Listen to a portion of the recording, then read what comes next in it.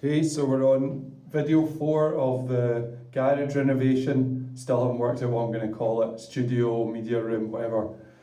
It's a renovation anyway. I thought I'd better do a video just to show you where we've got to, just so it wasn't too big a jump, and try and keep following the stages that I talked about at the start. So I think last time I'd done the sides of the stud work and the damp-proof membrane, but I hadn't done this wall that's behind us. So what I've done is we've put in 2 full-size OSB boards and attached it to the top, attached it to the side, and then put the stud work and the damp-proof membrane in front of that. The damp-proof membrane is slightly too big, which works really well. So that means on the other side is oversized. What I'm going to do then is I'm going to use like a sealant that I've just got this week. And I'm going to seal as well all the way around the edges so that there's not like a draft, things like that, and there's no dampness and things getting through it.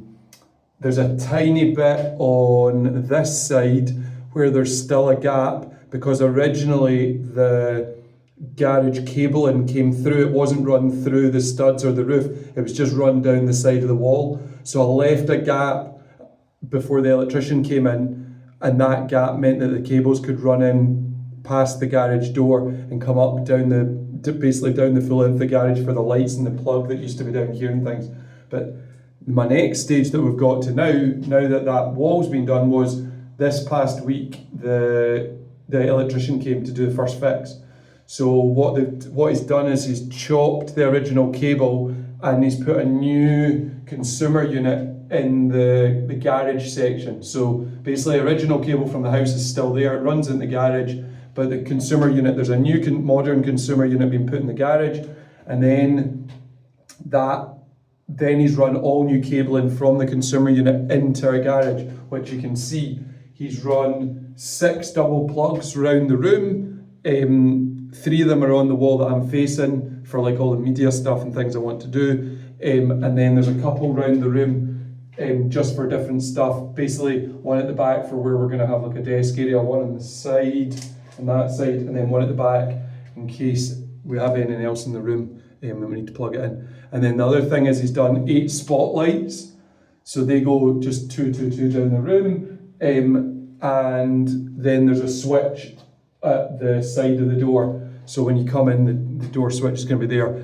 I looked at all these kind of things, the new switches you can get, they're like, I don't know if it's static or whatever, but it's not connected. But I was like, something at some point is going to fail, it's not going to work, and then I'm going to need the switch, it's not going to work. So I just went traditional. Means repairs are easy as well, so it's fine. So yeah, 8 spotlights down the length of the room, 6 double plugs round the room. I've still to 100% work out what I'm going to do with heating the space once I've done everything. I think I'm going to just buy a heater and probably put it on a wall. And put it into one of these double plugs somewhere that there's enough space, and just kind of do it from there. Maybe underneath the window like most people would do, and just put like wall fix it. Should be nice, really simple. You can see behind me obviously the flooring's come.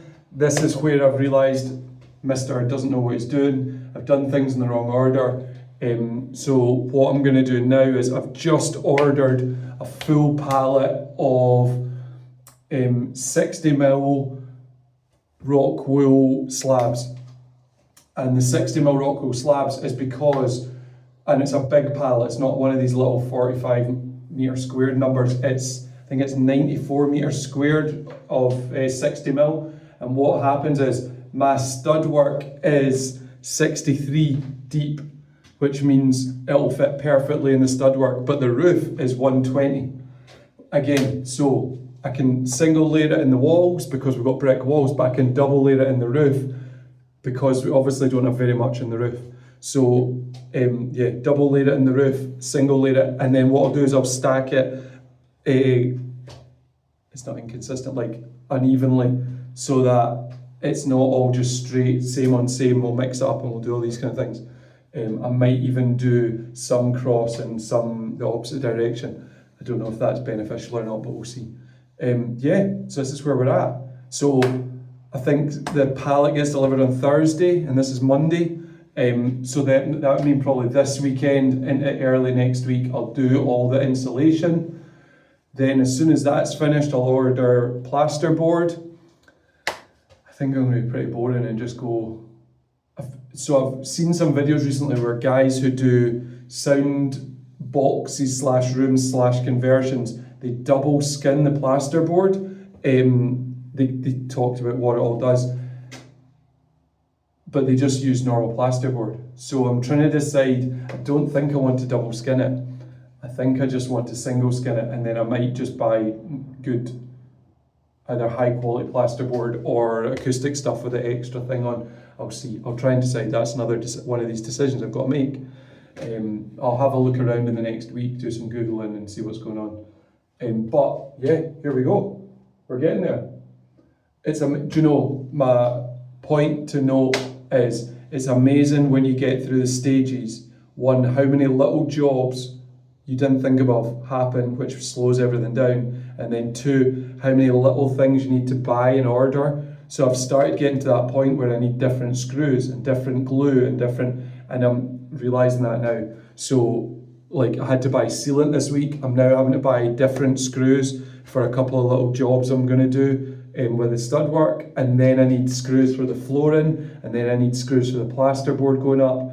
And then obviously plasterboard and fillet and all this. And then how do you stop insulation falling if it's jammed in above you? So then I've got to think, do I tape it or do something different? I've seen a few cool things, but yeah. So it's the small things that make the difference, and it's the small things that slow you down. So like Zambo would say, a job that you think is going to take you a week will always take you a month. So that's how it goes. Okay, that's where I'm at. Hopefully in the next 2 or 3 weeks I'll make loads of progress. It's the school holidays in 2 weeks. So my target is to get to there and potentially do plasterboard and flooring during that time. Maybe get the plasterboard started before then, but during those 2 weeks I'm hoping to knock out a lot of plasterboard and flooring, and then second fix electrics somewhere in there, because the flooring doesn't need to be done for him. And then from there I'll do a little bit of skimming and filling holes and sanding, and then done. Okay? Done.